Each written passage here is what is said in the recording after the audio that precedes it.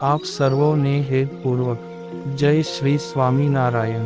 આજની સત્સંગ કથા વાર્તા નિજ મંદિર સાવરકુંડલા।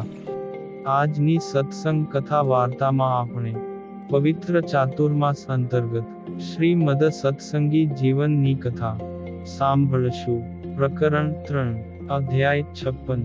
સુવ્રત મુનિ કહે છે કે, હે રાજન, ભગવાન શ્રી હરિએ શ્રી કૃષ્ણ ભગવાનનું વિધિ પ્રમાણે ઉત્તર પૂજન કર્યું, તેમજ સુવર્ણની મૂર્તિનું બ્રાહ્મણોને દાન કર્યું।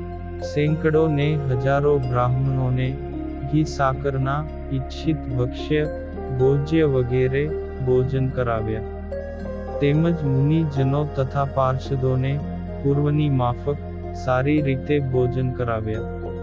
પછી શ્રી હરિએ સ્વયં રસોઈ તૈયાર કરવાનો પ્રારંભ કર્યો। એ સમયે રામ પ્રતાપજી અને ઈચ્છારામજી પોતાની પત્નીઓ સહિત શ્રી હરિની સમીપે આવ્યા અને વિનયપૂર્વક બહુ પ્રકારે પ્રાર્થના કરવા લાગ્યા કે, હે શ્રી હરિ, અત્યાર સુધી આપણી જ્ઞાતિના વિપ્રનો અભાવ હોવાને કારણે તમે સ્વયં જાતે જ રસોઈ તૈયાર કરતા, હે ધર્મનિષ્ઠ, તે તમારા માટે યોગ્ય જ હતું। પરંતુ અત્યારે તો પરિવારે સહિત અમે સર્વે તમારે જ શરણે આવ્યા છીએ। જીવન પર્યંત તમારી સમીપે જ અમે રહીશું। તેથી અમે રસોઈ તૈયાર કરીએ તેનો તમે સ્વીકાર કરો, એટલે તમારી સેવાથી અમે કૃતાર્થ બનીશું। સુવ્રત મુનિ કહે છે કે, હે રાજન, આ પ્રકારે પોતાના બંધુઓના વચનો સાંભળીને કૃપાનિધિ ભગવાન શ્રી હરિએ પોતાના સ્વરૂપને વિશે તેઓનો નિષ્કપટ ભક્તિભાવ જાણીને તેમના પ્રત્યે કહેવા લાગ્યા કે, હે બંધુઓ, તમે સન્માન કરવા યોગ્ય છો। તમે જે કહ્યું તે પ્રમાણે હું કરીશ। પરિવાર સહિત તમને મારા સ્વરૂપમાં નિષ્કપટ ભાવ વર્તે છે તે હું જાણું છું, એટલે તમારા બંનેના મધ્યે એકના ઘરે એક દિવસ ભોજન સ્વીકારીશ। તેથી પ્રતિદિન શ્રી કૃષ્ણ પરમાત્માને નૈવેદ્ય ધરાવીને મને ભોજન માટે આમંત્રણ આપવું। ભક્તજનો મારે માટે જે કાની કાચું સીધું અર્પણ કરે તેનો તમારે સ્વીકાર કરવો અને તેને શુદ્ધ કરીને રસોઈ તૈયાર કરવી। હે રાજન, આ પ્રકારે શ્રી હરિએ કહ્યું, તેથી બંને બંધુઓ તેમજ તેમની પત્નીઓના મન પ્રસન્ન થયા અને સર્વ ભક્તજનો પણ પ્રસન્ન થયા। ત્યારબાદ તે દિવસે રામ પ્રતાપના નિવાસ સ્થાને સુવાસિની દેવીએ રસોઈ તૈયાર કરી, એટલે શ્રી હરિએ ત્યાં પારણું કર્યું। ત્યારબાદ શ્રી હરિ સર્વ ભક્તજનોને પોતાનું દર્શન આપવા માટે ઉચ્ચ સિંહાસન સમીપે પધાર્યા, તેમજ પીઠિકા ઉપર 2 ઘડી પર્યંત વિરાજમાન થયા। તેવામાં આહ્નિક વિધિ સમાપ્ત કરીને કેટલાક મનુષ્યોના વૃંદો શ્રી હરિના દર્શન કરવા માટે આવ્યા, તેમજ કેટલાક વૃંદો દર્શન કરીને ત્યાંથી વિદાયમાન થયા। શ્રી હરિ બ્રહ્મચારી હોવાથી લોક શિક્ષણના અર્થે દિવસની નિદ્રાનો સ્વીકાર નહીં કરીને મનુષ્યોની વિશ્રાંતિને અર્થે પોતાના આવાસ સ્થળમાં પધાર્યા। નિવાસ સ્થાનને વિશે મનોહર આસન ઉપર બિરાજમાન થયેલા શ્રી હરિના ચરણ કમળની સોમ સુરાદિક પાર્ષદો સેવા કરવા લાગ્યા। પરમેશ્વર શ્રી હરિ અપરાહ્ન સમયે પોતાના પાર્ષદ વૃંદની સાથે ઉચ્ચ સિંહાસને વિરાજમાન થયા। તેવામાં સર્વે મુનિઓ, મનુષ્યો, સ્ત્રીઓ તેમજ ગાન કરનારાઓ તત્કાળ ત્યાં આવ્યા ને યથાયોગ્ય પોતપોતાના આસન ઉપર વિરાજમાન થયા।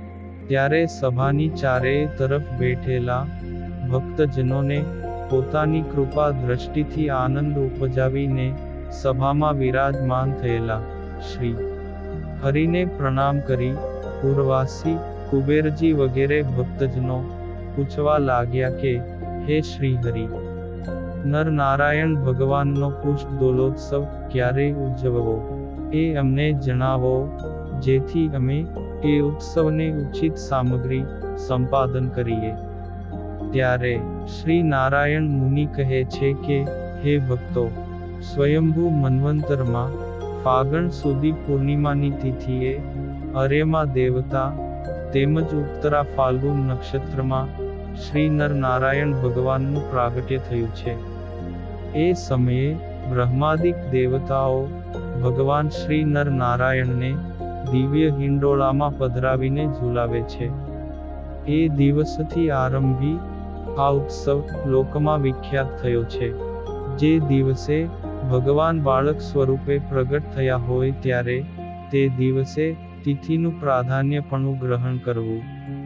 એ પ્રમાણે ન હોય અને સાક્ષાત કિશોર અવસ્થા સ્વરૂપે પ્રગટ્યા હોય ત્યારે નક્ષત્રનું પ્રાધાન્યપણું ગ્રહણ કરવું. શ્રી નરનારાયણ ભગવાન આપણા પૂજ્ય દેવ છે. વરની રાજ શ્રી ભગવાન સાક્ષાત 16 વર્ષના બનીને ધર્મદેવ તેમજ ભક્તિ દેવી થકી પ્રગટ થયા છે. એ વાત પ્રસિદ્ધ છે. એ કારણે આ નક્ષત્ર વ્રત સૂર્યોદય સમયે અર્યમા નક્ષત્રમાં જ મારા સર્વે આશ્રિત વર્ગે ગ્રહણ કરવું અને ઉત્સવ ઉજવવો. સુવ્રત મુનિ કહે છે કે, હે રાજન, આ પ્રમાણે ભક્તજનો પ્રત્યે કહીને ભગવાન શ્રી હરિએ પુરમાં બિરાજતા તેમજ જ્યોતિષ શાસ્ત્રને જાણતા મયારામ વિપ્રને એ નક્ષત્ર વિશે પૂછ્યું. ત્યારે મયારામ વિપ્ર તે જ ક્ષણે પોતાની પાઘમાંથી પંચાંગ પત્ર કાઢીને જોવા લાગ્યા. ને આ નક્ષત્ર ફાગણ વદ પ્રતિપદાના દિવસે છે. એ પ્રમાણે શ્રી હરિ પ્રત્યે કહેવા લાગ્યા.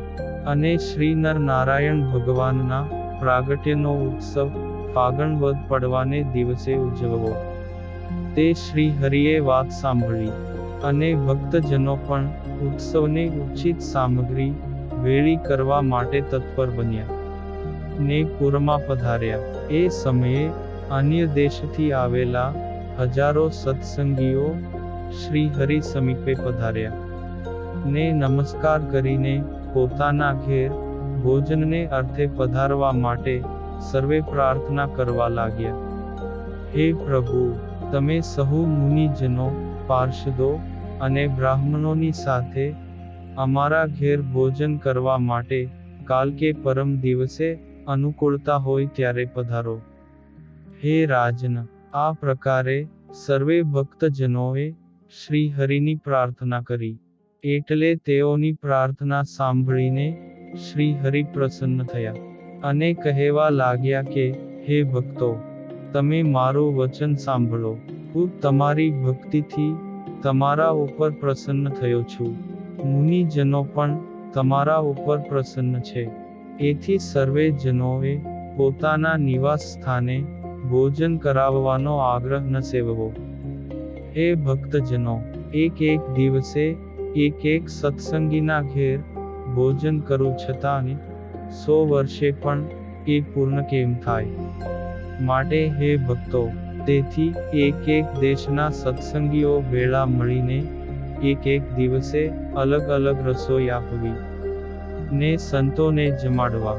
મધુર રસ સભર અનેક પ્રકારના ભક્ષ્ય, ભોજ્ય, લેહ્ય ને ચોષ્ય, આ 4 પ્રકારના ભોજનથી મુનિજનો તૃપ્ત થશે તો હું પણ તૃપ્ત થઈશ.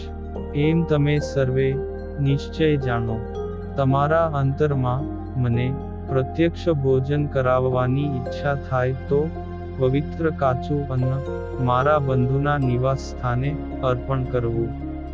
આ પ્રકારે કરવાથી તમારા મનનો મનોરથ પૂર્ણ થશે. આ પ્રકારે શ્રી હરિએ કહ્યું. તેથી સર્વે ભક્તો પોતપોતાના નિવાસ સ્થાન પ્રત્યે પધાર્યા ને શ્રી હરિના આદેશ અનુસારે વર્તવા લાગ્યા. ત્યારબાદ ભગવાન શ્રી હરિએ સાયંકાળે શ્રી કૃષ્ણ ભગવાનનું નામ સંકીર્તન કર્યું તેમજ મુનિઓ પાસે તેમના ગુણાનુવાદોનું ગાન કરાવ્યું. ત્યારબાદ શ્રી હરિએ એકાદશીના દિવસે જાગરણ કરતા ભક્તજનોને પોતપોતાના નિવાસ સ્થાન પ્રત્યે જવાનો આદેશ કર્યો અને સ્વયં પોતાના નિવાસ સ્થાન પ્રત્યે પધાર્યા. પોતાના નિવાસ સ્થાને હસ્ત તેમજ ચરણને પ્રક્ષાલન કરીને શ્રી હરિએ નિત્ય વિધિ કરી. સત્પુરુષોનું હિત ચિંતવન કરતા કરતા યોગ નિદ્રાના સ્વામી શ્રી હરિએ સુખપૂર્વક યોગ નિદ્રાનો સ્વીકાર કર્યો. પછી પ્રાતઃકાળના સમયે જાગૃત થઈ શ્રી હરિએ નિત્ય કર્મનું અનુષ્ઠાન કર્યું. તેવામાં પૂર્વવાસી ભક્તજનોએ ઉત્સવને ઉચિત સામગ્રીઓ તૈયાર કરી. પછી 14ના પ્રાતઃકાળે પોતાની નિત્ય વિધિ પૂર્ણ કરીને શ્રી હરિએ કુબેરજી વગેરે ભક્તજનોની પ્રાર્થનાથી તેમણે ભેળી કરેલી ઉત્સવ ઉપયોગી સામગ્રી નિહાળી. પછી એ અવસરે શ્રી હરિ પોતાના આશ્રિત વર્ગને ઉપદેશ કરવા લાગ્યા કે, હે ભક્તો, મારા આશ્રિત પુરુષોએ લોકમાં કુસંગી જનોની પેઠે હોળીના દિવસે અપશબ્દોનું ઉચ્ચારણ ક્યારેય ન કરવું, તેમજ ગધેડા પર ક્યારેય ન બેસવું. ઇતિ શ્રીમદ સત્સંગી જીવને નારાયણ ચરિત્રે ધર્મશાસ્ત્રે તૃતીય પ્રકરણે વડતાલ ધામમાં પુષ્પોદોલોત્સવ પ્રસંગે પુષ્પોદોલોત્સવના મુહૂર્તનું નિરૂપણ કર્યું ને નામે 56મો અધ્યાય સંપૂર્ણ. અને હવે પછીની કથા વાર્તા આપણે આગળના ભાગમાં સાંભળશું. અત્યારે આપ સર્વોને ભાવથી જય શ્રી સ્વામિનારાયણ.